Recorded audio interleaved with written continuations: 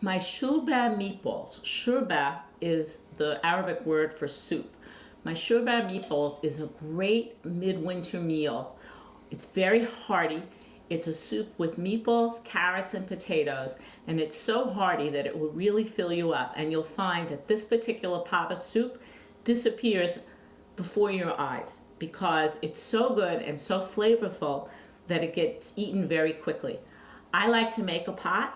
I leave it on the stove, and 2 hours later I come back and it's gone because my family loves it so much they come back for seconds. The first part of making shourba meatballs is to make the meatballs themselves. I have here a little bit more than a pound of ground beef. I like to use the extra lean ground beef because I don't feel like I need that extra fat. I'm going to put in a teaspoon of kosher salt, a 1/4 teaspoon of white pepper, and a teaspoon of cinnamon. I know that seems like an unusual flavor, but it works really well. And a little bit, maybe a 1/4 teaspoon of allspice.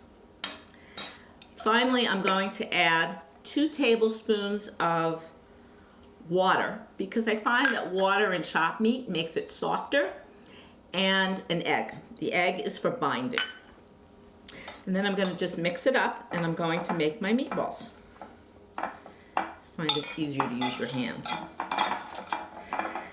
So these are the meatballs for my shourba, my meatball soup. And you can see how that egg, when it's mixed in, helps to really bind things. Now when you're forming your meatballs, you don't want them to be small. You want them to be a good size meatball. So I'd say about that size. Form your meatballs. And then what we're going to do is we're going to actually fry these up, and then we'll add the rest of the ingredients for our soup. The cinnamon flavor in these is just really makes the recipe pop. And when I first saw this recipe, I thought, cinnamon in meatballs? How is that possible? But when I tasted it, oh my gosh, and my family absolutely loves this particular recipe.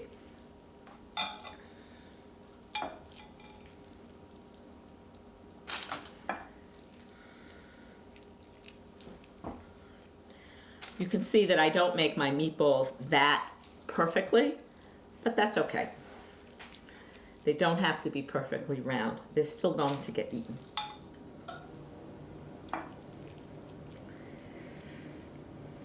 Let's see how many this makes. And there we go. Meatballs are done. Now we're ready to use the meatballs and prepare our soup.